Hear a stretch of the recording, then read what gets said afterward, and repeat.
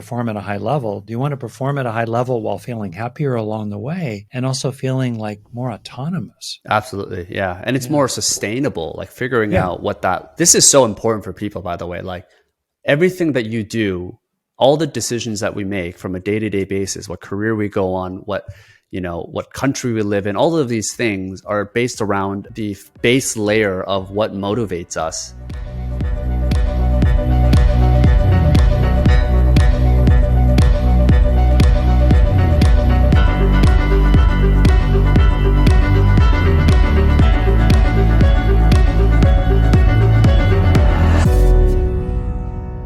Welcome to Growth Minds. Whether it's your first time here or you've been here before, I'm curious to know what it is that brought you here.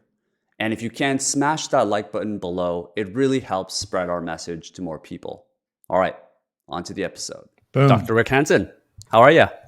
I'm great, John. I'm very glad to be talking with you. And I'll try not to be too lame because the previous guests that you've had are extremely impressive. No, come on. I mean, I do admire a lot of the guests that we have, but you wouldn't be on here if you haven't, done some amazing work yourself. So I think I initially stumbled upon your work from your book, Hardwiring Happiness. And obviously, this is a big topic that a lot of people have. Happiness, what is happiness? Optimizing for happiness. I think different generations have different definitions of what happiness really entails. But maybe that's a good question to start with is what is happiness? Like what is actually happening in our bodies that can trigger happiness? And is it defined differently for everyone? Got 3 questions there. That's good already. Scientists think in terms of happiness as a broad term that essentially has to do with 2 kinds of well-being. I would use that word, as synonymous with happiness, well-being. And so we have ordinary hedonic well-being, which has to do with physical pleasure, having fun with friends, looking out, seeing the sunset, enjoying life. Then there's eudaimonic well-being, which has to do with a sense of meaning and purpose or broader fulfillment. And a good example for me is when we had little kids, we would walk them up and down the hall at 3 a.m, trying to settle them down. It was not hedonically happy, but it was eudaimonically deeply fulfilling as the most important thing in my life. So both of those are the aspects together, and they feed each other. They feed each other in terms of happiness. And a person can look at themselves and they can think, well, I'm pretty good on the hedonic side, but not so much on the meaning, purpose, and fulfillment side. It might also be on the other side of it that someone is having a lot of meaning, purpose, and fulfillment. Maybe they're raising a young family. Maybe they're an activist. Maybe they're working 100 hours a week in a refugee camp, and there's tons of meaning and purpose, but they're fried. There's not enough hedonic reward occurring in their life. So that's an interesting thing for people to think about right there. And then in terms of the body, the underlying bodily aspects of well-being, it really kind of boils down to the absence of the negative and the presence of the positive. In other words, having a relatively low amount of stress, physical pain, weariness and fatigue, as well as relatively low anxiety, anger, depressed mood, kind of low it down in the circuitry that supports that. And then on the upside, in your brain, there are these fantastic neurochemical systems that we're learning more and more about that give us both states of well-being of different kinds and what I'm extremely interested in myself is positive neuroplasticity. Over time, we can develop positive traits of well-being, including an underlying mood of calm, strength, lovingness, gratitude, contentment, and happiness. And that's really super cool. Yeah. So it's those 3 elements that you mentioned that can, I guess, define what a true happy person could be. Because I think most people think about it as like a present state, as if I'm happy now. Like that's why dogs are the happiest individuals. They're not thinking about the past. They're not thinking about the future. They're so totally in the moment. And that's where they're one of the happiest animals. I guess I never heard of someone describe happiness in the sense of purpose and meaning, because that feels more like fulfillment to me. But I guess you're defining that as like a general whole category. Is that In right? terms of well-being broadly, you're right. Mm, People may not usually call, walking the baby up and down the hall, right?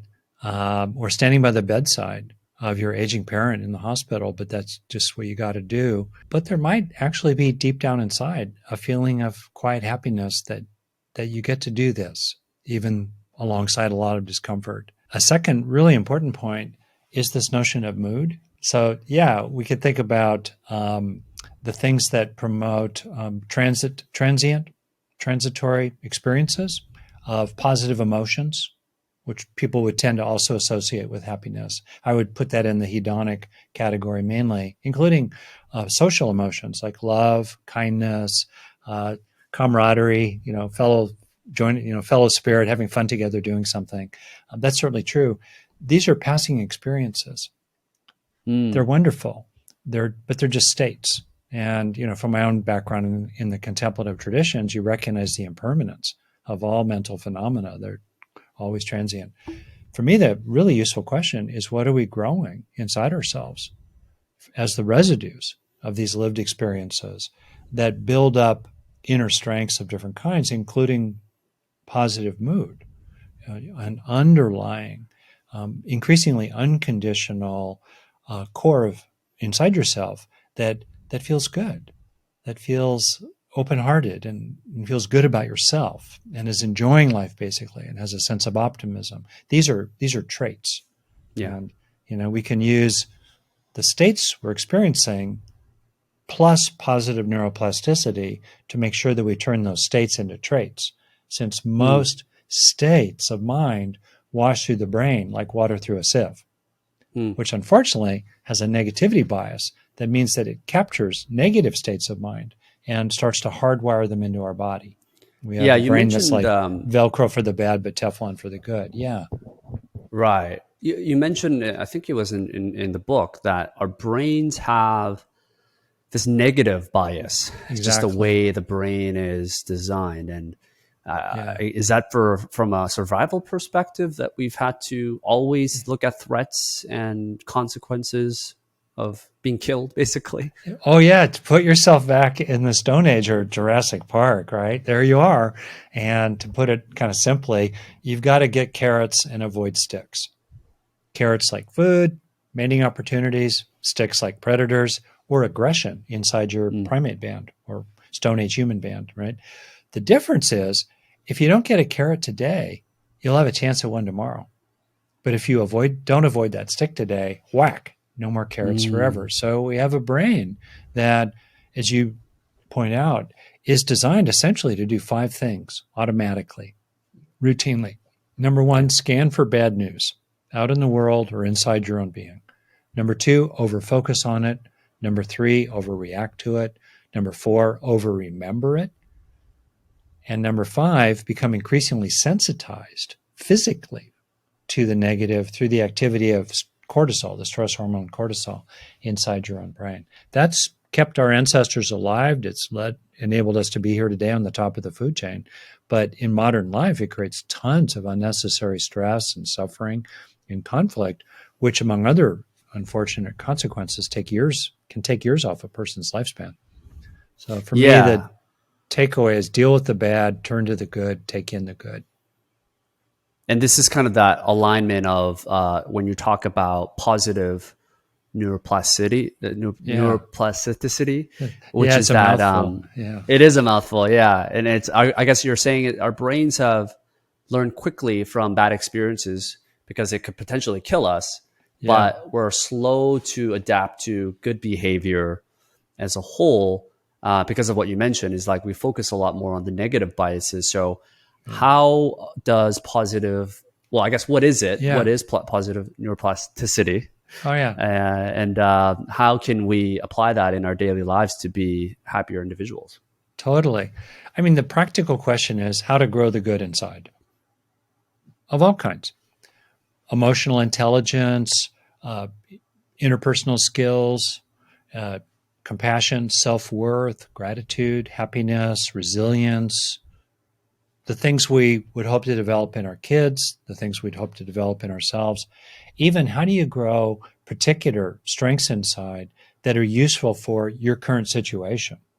Maybe you're just dealing in a work environment that's extremely fast paced and there's a lot of, there's a culture of criticism flying around in it. You really need to shore up your sense of self worth that's independent of those kind of darts flying around, maybe. Or maybe you realize that with your teenager, you need to become more patient. I wish I had worked harder on that 20 years ago. But anyway, they're okay still today as adults. So the question then becomes, how do you grow it? And this is where brain science is super useful. And it basically says it's a two-step process. And unfortunately, most people forget the second step. The first step is to experience what you want to grow. You might think, Sean, or a listener might think, what do you want to grow? So you start by experiencing it. Let's say you want to grow more of a feeling of calm or more of a sense of worth. Either one.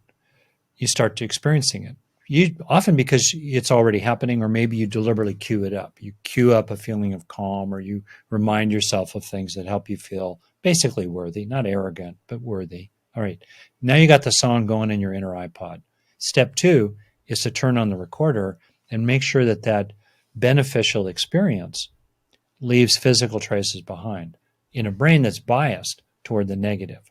So, and then in my book, which you read, Hardwiring Happiness, I go through a number of simple evidence-based steps people can engage deliberately to help that experience, that state, leave physical changes in your nervous system. Like just stay with it for a breath or longer. There's a famous saying, neurons that fire together can wire together. Can. The longer they fire, the more they're going to tend to wire. But instead of jumping on to the next thing, stay with whatever's useful.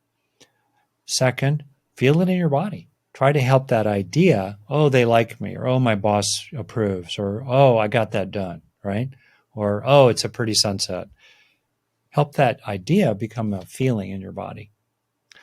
And third thing you can do, and there's good research evidence for the neurological power of each one of these methods. The third one, focus on what is rewarding about it.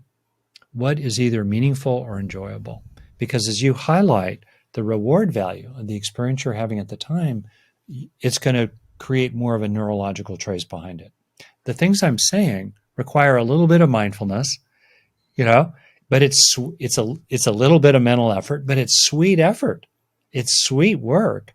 And as you do it for 5, 10, or 20 seconds at a time, half a dozen times a day, you feel different. You really feel because you're learning in a broad sense, in emotional learning, social learning, body learning. You're growing more and more of the good inside yourself. It's an incredibly powerful method. It's interesting you mentioned that taking that thought you have of a positive experience and turning that into a feeling. Because when I look at the reverse of that, of a negative feeling, let's say it's fear, whether it's doubt, or whether it's someone calling you out or bullying you or calling you certain names on the internet, you automatically, it seems like your body automatically turns that into a feeling. You don't have to do anything for that to keep you up at 2 a.m. About the worries that you have. It's just automatically triggered, which is kind of what you're saying about that we learn to have negative biases. But you're just saying because our body is doing that negatively, also you should do it on a conscious level for positive experiences so that you can try to hardwire that. And it's very difficult for me, and particularly probably for a lot of ambitious or type A people that have certain wins. You have certain milestones that you achieve, and you automatically want to go to another one, right? Yeah. You accomplish a certain revenue amount, or you accomplish a certain weight goal, and we're so wired to move on to the next. And just the way our culture is, and to unlearn that is the tricky part. Well, you can do both. I'm performance oriented too in all kinds of ways. And what actually research shows is that long-term peak performance is associated with internalizing and growing beneficial qualities inside, including the kind that we're talking about here, such as positive mood or happiness. Happiness makes you more resilient. A lot of research that shows that people are much more able to bounce back or to weather hard times if their underlying mood is more positive, including the positive sense of positive relationships, an emotionally good sense of positive relationships. So it's a 2-for-1. I also think of it also, to be blunt, who's in charge of your mind? Is it the habit pattern of always chasing the next gold ring? Well, then you're a puppet that's pulling your strings. Do you have autonomy inside your own being? Are you the boss of your own mind? At least at the level of slowing down for 10 seconds to enjoy the win or to register the takeaway. Like, think about it interpersonally, in relationships. There you are with somebody, and internally you think to yourself, oh, I could be more skillful next time. Right there. To use a term from studies on rats, are you a one-trial learner or not? And a lot of people keep going down the same tunnel that they know has no cheese in it, but they keep chasing it, or they keep doing the thing that doesn't work rather than learning the first time. So with your friend, your boss, your partner, when you realize, oh, I could be more skillful interpersonally in some way, I can shift in some way. Can you slow down for the 5 or 10 seconds inside to actually help it land? Then your learning curve, how steep is your learning curve? That's what you and I are talking about right here. Yeah. Wherever the past has been, how steep is your growth curve from here? And what can you do that's grounded in straight up science to steepen your growth curve going forward in any area, relationships, business, friendships, life, your physical health, your mental health altogether. Are you learning? And a lot of people, blows my mind, they have a pretty flat learning curve and they're not even interested in learning. How can you help yourself grow faster? Right? Yeah. How can you help Why yourself is that? get it faster? Yeah. What is it about people that, and I think Carol Dweck talks a lot about this in the mindset book about growth mindset folks versus fixed mindset folks. So what is it about certain people that are always thinking they can improve, always thinking that no matter what situation they're in, they can always get better and better and better and better, versus people that have, traits that limit them to thinking they're only going to be where they are today, no matter what they do? Right. So you're right about the growth mindset. What most people do is they just leave it there. Oh, I can learn. That's better than nothing. But where's the growth skill set? Particularly in how we relate to the experiences we're having at the time. Most people, including my profession, I'm a longtime clinical psychologist, psychotherapist. I think it's a heroic profession, and related professions, and then helping professions like counseling or coaching, things like that. And yet, in most areas, whether it's in human resources training and business, workshops on mindfulness or self-compassion, coaching, psychotherapy, operate in a growth 1.0 model in which people are regarded as passive recipients of information and experiences. They're going to watch the TED Talk. They're going to go to Wisdom 2.0. They're right? Great. They're having a great experience. They do a weekend workshop. Great. They see the therapist. Great. Fine. And how much, though, really sinks in? And there's a lot of research that shows that for a large fraction, I would suspect not for you. I suspect, Sean, all along, you've had a steep learning curve. You've been one of those people who's understood intuitively what you can do to help yourself, grow a little, learn a little every day.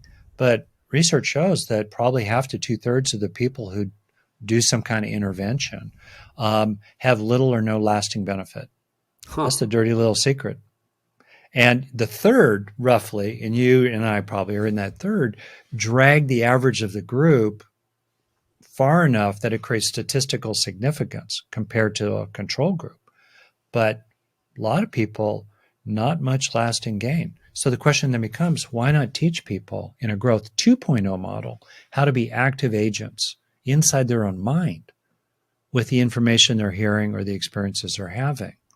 All right? Active agents. And that's what I illustrated in my 3 little methods so far, and there are more that are neurologically based. Deliberately extend the duration of the experience. Marinate in it. Stay with it. Stay with it. Don't let other people move you out. Don't let your internal puppeteer drag you into the next thing, right? Feel it in your body. Track what's rewarding about it. Any one of those will boost your learning from that experience. And all 3 of them together are really good. And that involves an active relationship to the experiences we're having at the time, not just a passive one. And how do you, because you mentioned that happy people tend to be more successful. Yeah.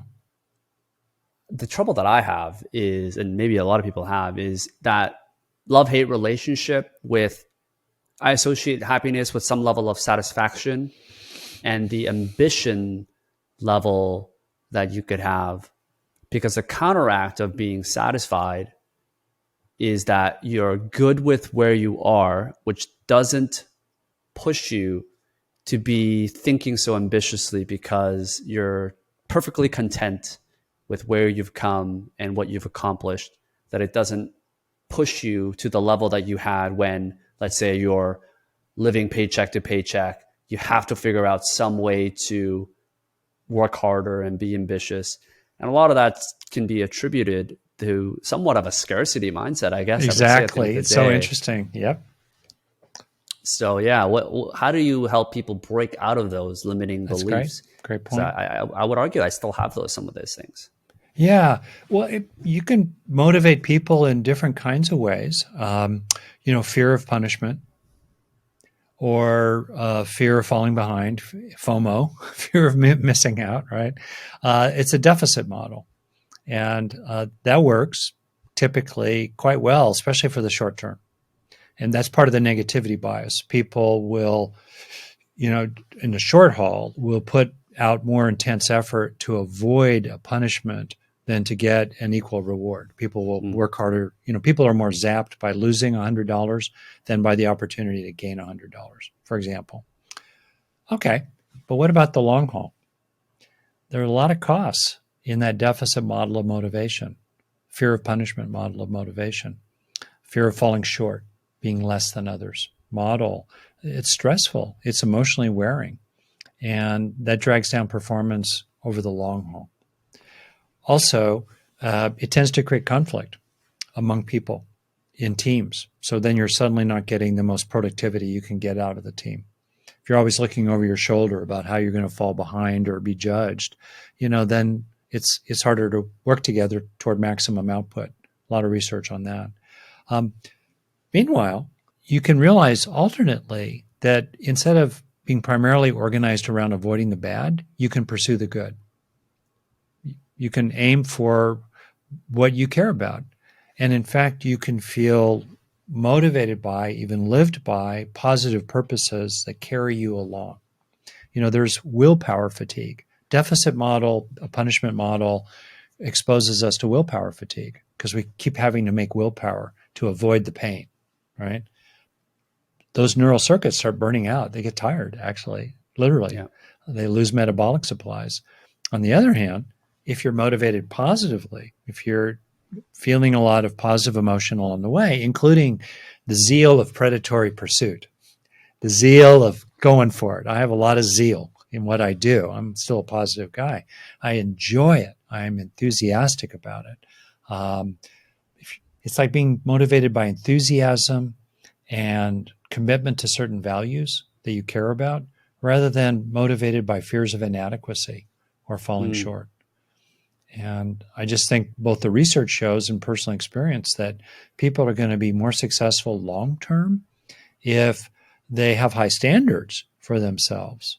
They have a strong work ethic. They have a commitment to excellence, but it comes from love, in a sense, if I can use that word here, and enthusiasm, and a feeling that what they're doing in some ways, hopefully it does, is contributing to the greater good.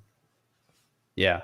I totally agree with that. The short-term benefits of burning the fire in your tail and working as hard as you can to survive, to avoid the pain, it can be a very powerful way to get started. And I think it's in some certain people, like that's what gets them going to get to a certain level. But once you stop having those pains, it's kind of hard to start to motivate yourself. You know, if you're waking up and you're not worrying about the bills, if you're going about your day and you don't really care how much you spend on certain things, and I think it's a long term, it's not a very sustainable way to keep the same level of work ethic and motivation. And what I've heard is that there's certain people that just are motivated by different things, and figuring out what that is for you. Pain is certainly one of them, and uncertainty. But for some people, it could be contribution, you know, something that's bigger than yourself that can motivate you. When if you can only work for yourself for so long. The other one is momentum and growth. Just the idea of gamifying Yeah. so that you're losing a certain weight, even if it's small amounts, or you're increasing your revenue just by a little bit. That's just a way to keep going. Some people, Yeah. it's materialistic things, right? It's a Sure. nice car, it's a nice house, it's Hmm. buying the fancy brands. That's could be the motivating thing for you. But it's clear there's way more things to motivate yourself than just running away from pain, trying to avoid Yeah. pain. Yeah. And I think a lot of people, um, in effect, they, how can I put it? The takeaway point, I think a lot, is you can still make as much money. You can still be as focused. Um, but you can do it on the basis of a different motivational system that's about promoting, the positive rather than preventing the negative. Mm, And so the question becomes, hey, you're still going to perform at a high level. Would you rather be happier along the way? you know? yeah. And also, frankly, would you rather be more autonomous along the way? Because many, many people that are acting out, kind of a pain prevention motivational system are doing because that's what they learned in school or in their Mm, culture or in their current job. That's what they just took in to themselves. And they are now being pulled by the strings of that puppeteer, that inner puppeteer. They're actually not a choice about it. They're being driven by a kind of habit rather than being the boss inside their own mind of who they are. And I think either way, people can perform at a high level. Do you want to perform at a high level while feeling happier along the way and also feeling like more autonomous? absolutely. Yeah. And it's Yeah. more sustainable, like figuring Yeah. out this is so important for people, by the way. Like everything that you do, all the decisions that we make from a day-to-day basis, what career we go on, what country we live in, all of these things are based around the base layer of what motivates us Yeah. on a subconscious and unconscious level. But if you can Yeah. bring that to your surface and really understand what are the things that motivate you, is it fancy cars? Is it contributing? Is it, growing just as a better person every day on a continuous basis? And I think people just don't think about that, right? People are so That's right. busy just running away from the next pain that they have to avoid, or the next bill, Yeah. or avoiding consequences, that we're just all running in this factory machine. Um, and I think it's so powerful to really think about, and even if it sounds like superficial to think that you're motivated by living in a big house, like if that motivates you, like make that the thing. And maybe once you get Sure. those things, you're motivated by something else, like contribution or Yeah. philanthropy or something bigger than you. Yeah. If I could add to that, just thinking about it, uh, there's a saying, you can never get enough of what you don't really want. And there's a long line out the door of people in their 50s, 60s, 70s, and 80s who, when they look back at their life, feel that they chased the brass ring and they got the booby prize in life. Yeah, they got the fancy car. Yeah, they got the great house, but they did it at the cost of their marriage and the fact that their kids don't talk to them anymore or Mm, something else like that. Or they had a heart attack young, or to manage the stress levels, they self medicated with weed, alcohol, porn, other things, being blunt. And so that's a real question. And to be really clear, I live in Marin County, California. It's an affluent, upper middle class, largely community, and it's been important for us to be able to function in our community and also own a home. And I'm not really like a hippie granola eater. Let's all go back to that. I don't know what the forest and bathe in blueberries. I like working out. I just saw you move your arms. I see those big biceps. I want some of them for myself. I'm goal directed too. I really am. But there is a deep underlying question, like, what's your why? What's the why? And very often, material things are means to an end of some experience you want. In other words, I don't know if you're familiar with this model. It kind of be, do, have. I learned it in the EST training, which I took back in the 1975 or some insanity. I don't know, maybe before you were born. I don't know. Anyway, the whole idea is many people think, well, I need to have a house. So then I'll get to do cool parties. So I'll finally be loved or feel good, right? The problem is the having and the doing that we chase often get in the way of what we actually want to be feeling, where we started. Happiness, well-being, fulfillment, and hedonic. We're so caught up in the chase that we don't enjoy the journey, right? And we get the booby prize. Wisdom flips the order. By growing what you want to be inside, naturally those qualities, the good you grow inside, those inner strengths, express as greater effectiveness with others, more skillfulness, more of a positive attitude that other people want to be part of. In terms of what you do, you become more able and capable. And as you do those things more effectively, they come naturally from what you are being, then you increasingly start to have that which you really want to have. You see the reversal? Rather than working from the outside of having to doing to being, work from the inside, from being to doing to having. And that's a profound idea. Yeah, reversing those things it is very important. I mean, I think a lot of people that lean towards the materialistic things with the base layer built on the fact that people would love me because I have those things are going in with the intention. And the problem with that, it's you open the gateway for something that's going to be a never-ending cycle, because you're going to think, oh, if I have a bigger car, or if I have a bigger house or a better car, more expensive watch, I'm going to be loved more because the house foundation is built on sand, and it's just not a sustainable way to think about it. But speaking of relationships, I wanted to dig deeper into there, because obviously you have, I think your more recent book is most recent, yes, your most recent book, Making Great Relationships, is talking all about this. So, I guess for one, like, what have you seen to be, and we'll stick with partner relationships here, like people that are dating relationships. What do you find to be the most common mistakes that people make that can affect relationships in a negative way? Yeah. Well, first off, I think the biggest mistake is that they don't take on board the title of your podcast, or the growth minds. They don't orient around learning. They don't have a learning curve. They don't have a growth mindset. And I don't mean that as a criticism. It's it's an observation. As someone who's been a couples counselor for 1 million years and has worked in business a ton, and it's just many settings, many different kinds of people, they don't take on board that they can become more skillful in their relationships.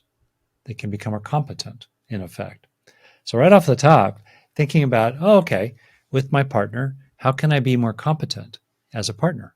How do you define that? Like, do you define that as an individual gaining more skills, or do you feel, how do you define competence in a relationship? Great thing. So you have the book right there. Actually, I have it on my shelf here. Each one of the 53-page chapters, in effect, is a skill. So I'm just going to read some random ones from the table of contents and think about these as a skill. So they're The book says 6 parts to it. You start by befriending yourself, then warming your heart, being at peace with others, standing up for yourself, speaking wisely, and loving the world. So that's the general sense. So think of this as the skill of accept yourself. A lot of people are not very self-accepting. Or think of the skill of seeing the good in others, or appreciating their deeper desires underneath the surface stuff that probably annoys you. Or think of the skill of taking it less personally, or taking care of your own side of the street, zeroing out to the maximum reasonable extent, your partner's complaints or unmet needs for all kinds of good reasons, including put you on the high ground to get your needs met. These are skills, or the skills of letting go of needless fear, trying a softer tone, admitting fault and moving on. That's one of my favorites as a guy who's approaching his 41st wedding anniversary. Oh, wow. Resize relationships. That's another key skill. So to me, these are skills. People can get better at that. Yeah. The So first that's one what I struck mean by with me. skills. Yeah. And it seems like a lot of it is individual skills. What happens in which often are interactive. I mean, there's the skill of, for me, the book's about what you can do, which includes getting more effective at what you can do to get them to be better, but it's what you can think or say. Yeah. Individually, but a lot of which is interactive with another person. Yeah. I mean, it's such a big part of the relationship, right? Is a lot of it is self-work and hoping that the other person is doing the same amount. But I think the first one really struck with me around not being accepting of yourself. Yeah. What happens in a relationship when one person or two people are not able to accept themselves for who they are? What happens in that relationship? Well, a couple things. One is that lack of self-acceptance is accompanied by lots of self-criticism. So when two people are both being quite critical internally, they tend to be prickly when the other person wants something or feels hurt or let down or is mad. So then they tend to overreact first. Second, when people don't accept themselves, they can be hungry excessively to being fed and reassured and shored up by the other person. So on both sides of that, it's an issue. I think the other thing is that if a person does not accept themselves, which means that you're a work in progress, doesn't mean you're complacent or apathetic, but there's just a fundamental honesty. First and foremost, acceptance means really recognizing reality. That's fundamental. You don't have to like it. There's a lot about reality I accept. Children die of hunger every day around this world. I don't like that at all, but I accept it's a reality, even though I'm trying to fix it in my own small pond as a little frog. Do what I can. So my point is about acceptance is that if you don't really accept yourself, all your parts, and if you don't accept your own needs, your deep needs, what do you really care about? It's hard to stand up for them. How do you stand up for what you really care about if you don't accept that you really care about it? So yeah, accepting yourself is really important. Yeah. So it's addressing kind of frankly, the negative parts about yourself, admitting that to yourself, communicating that to your partner, letting them know what your needs are, not thinking that you're this perfect individual that you might foolishly think that you are, which doesn't really, it sets expectations in the wrong order, right, with your partner. When you have that. It's also true to accept yourself, to recognize what's good about yourself, and to accept that you care about certain things. It's important to you, like certain things that are important to you. It's really important to me to have time in wilderness. I'm a longtime rock climber. I need time in wilderness. It's important to me to be able to go full throttle with all my abilities. The feeling like I'm actually drawing on all 12 cylinders under the hood rather than being gated continuously. like a horse, forced to go up and down the same rows over and over again. My wife is not like that, but I've had to accept that about myself and then negotiate. A lot of the books about negotiating effectively with your partner, because there's a lot about long-term relationships that's about negotiating and repairing. If you're not negotiating or repairing, you're not going to have a good long-term relationship, probably. Yeah, I like Unless what you're Jordan. really lucky. Yeah, you could be lucky. I mean, you could also be settling. Maybe if Yeah. you're able to get away with those parts about yourself, you're not in the most optimal, like, maybe Yeah. yeah, maybe you're not thriving in your relationships. I like what Jordan Peterson says, where he says one of the best skills you can have when you're in a relationship is learning how to fight effectively amongst each other. And fight is probably a very rash word to describe it, but it's negotiation is as you Yeah. mentioned, is probably the right way to put it, is to negotiate, like not to avoid fights, but know that there's going to be Yeah. arguments and disagreements, but To be figuring out. strong. Mm-hmm. Yeah. Yeah. Do you think we should And be? Oh, go ahead. oh no, just so much about the book is about that and about how to be strong in the sweet spot in the middle, where on the one hand you're not being a doormat, you're not just kind of sputtering vaguely or using a bunch of euphemisms for what you really want.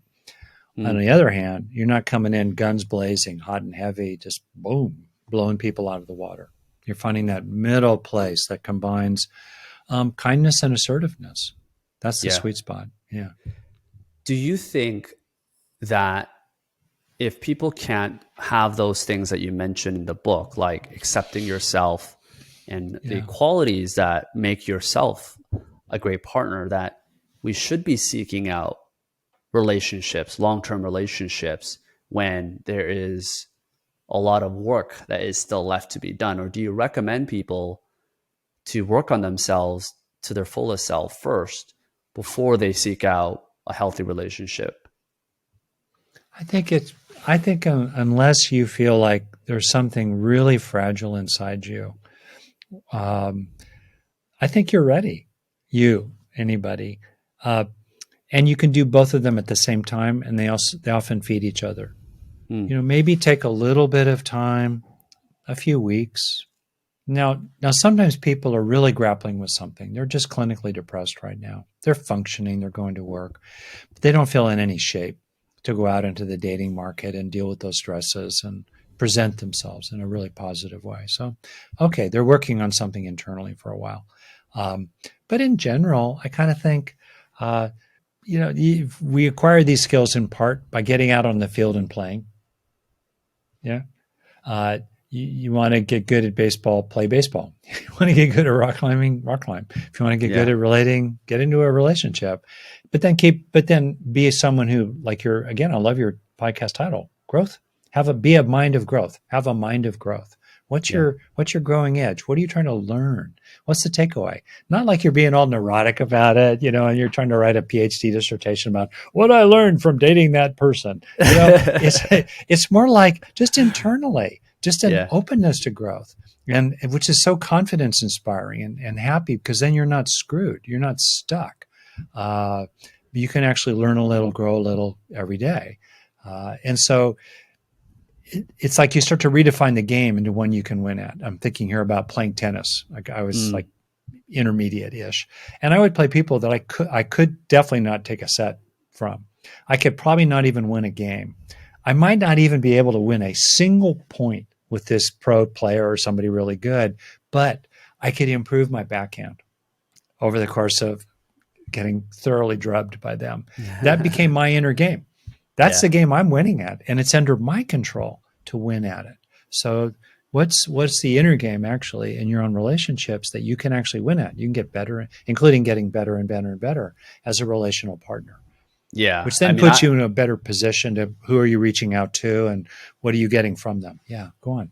no, absolutely. I was just going to say that, I mean, the relationship that I'm currently in now, which is close to a year now, is actually my first real relationship. And these are questions that I asked myself that perhaps other people are also asking, is what Yeah, are the things that I need to work on myself to get to a certain point where I can be with someone so that 1+1 = 3, not 1+1 = 1.5. Yeah.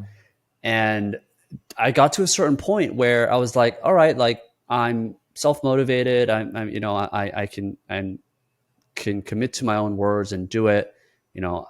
At a certain point, you kind of have to take that leap, right? And I've realized that there are just so many things I didn't know before entering in situations like this. And one of the most important things I've learned is just the importance of having difficult conversations and communicating. And yeah, there's so many lessons to be learned that you just don't know unless you actually take that leap of doing it. Because yeah, so there's a lot of things learned that I still have questions around as I'm going through this process. But yeah, Oh, that's very sweet. If I could put you on the spot, please. If you ask yourself what maybe is one thing that you would like to grow inside related to this particular relationship, what are you focusing on these days to grow inside? Yeah, so from it's gonna get real personal, I guess. But one thing that I have struggled with a lot is communicating verbally around appreciation, because I think we communicate with others the way we communicate with ourselves. And some of Yeah, the way we communicate with ourselves has been through how we've been communicated as a child. you bet. And growing up in a very conservative Korean family, I've always been taught to move on to the next goal. It's not good enough. This is Yeah, okay, but you can do better, no it's matter a what the deficit outcome model. was. Yeah, Versus my partner, she's grown up with a very opposite effect, where she's been, uh, you know, basically spoiled, for lack of a better word, ooh, verbally. And, we joke around about this as well. And for me to meet in the middle has been a challenge, because I'm unlearning a lot of the instincts that I had, not with just her, but with myself and how I talk to myself. And yeah, this is why it's so interesting to have someone like yourself on about, really hardwiring the happiness and letting it sit in the feelings. So yeah, those are things that I'm continuously trying to learn. But yeah, for people listening, um, I guess what are the things that they can do if they are hesitating entering into a relationship? Because these are questions that I had um, around how they should be yeah. approaching these situations. Well, I appreciate you bringing that up, Sean. And for me, I tip of the hat to be courageous, really. And I'll be blunt. I think a lot of people, particularly men, a lot of men are um, very brave when it comes to things and actions, and often cowardly when it comes to relationships and not being courage, interpersonal courage, the courage to be revealed, the courage to be disclosed, the courage to be exposed. It's really honorable and it takes courage. And so I tip my hat to you, for having that courage. And I think that one of the things that I'm really struck by, again, it's grounded in research, is that there's a negativity bias in relationships. And a lot of research shows that there needs to be some kind of ratio. There's a little debate academically on average. Is it 3-to-1? Is it 6-to-1? But it's a ratio in which positive needs to vastly outnumber negative. Hmm. So one way to manage that is to make sure, if you're going to go negative with your partner with a suggestion or an observation, quote unquote, let alone a criticism, all of which communicate some kind of critique, right? Um, to be really thoughtful about not doing it just gratuitously or casually, and realize you're going to pay a price. Every single negative communication, you pay a price. It has a cost. Are you prepared to pay that price? And sometimes we are, because the benefits outweigh the cost. You got to say certain things, but there's a cost to it. Don't just do it automatically, right? Because that's how you were raised, maybe. Second, what's the presence of the positive? That's the most important thing. And it's when I came across this research in grad school, because I was raised also in a critical, fault finding, performance oriented home with good intent from my parents. Sounds like your parents, of course, had good intent as well. With my partner, I realized she was my wife actually at the time I was in graduate school. I came across this finding and I immediately rewound the last couple day or two from her perspective. What's the ratio of positive to negative? And I realized, dude, I got to raise my game. I got to up my game, increase the positive, authentic positive, communicating appreciation, communicating gratitude, communicating warmth, being present, just being present, not, with your eyes darting to the remote control. What else can I watch now? Check your phone. No, stay present. These are all positives. So, and I would say, maybe I know we're finishing up here, I guess. For somebody who's entering into a relationship, if I could just say two things, I'd say one, trust your own natural goodness. You have a naturally good heart. You're on the learning team. You do want to learn. Trust that. Have some confidence in that. And what other people do is mainly out of your hands. And if you go dating and you don't get the feeling within the first 20 minutes that they think you're awesome, they probably never will. Mm. If within the first 20 minutes you don't really have that sense like, wow, that person's awesome, you probably will never feel that way about them. So, if you're going out and you don't get the vibe that they think you're really cool and they're really into you, they're DQ'd, disqualified. Mm. Right? Are there that would be my first suggestion. You're good, but here's my second one really fast. Yeah, go for it. Deliver the good to the other person. Take it on board. Find the good in them. Support what's good in them. See the good in them. Reflect the good in them. Mirror it back to them. Not because you're trying to flatter them in some manipulative way, but because it's your sincerity. You sincerely recognize that. And imagine what's it like to be with someone who just keeps seeing the good in you and feeding it back to you and appreciating it in authentic ways. You want to be around them. It's a great way to make yourself quite attractive. All right. Your turn. Sorry. No. I was just gonna pitch in there that there are things that I've even personally realized where I felt it, but just decided that it felt uncomfortable for me to express it.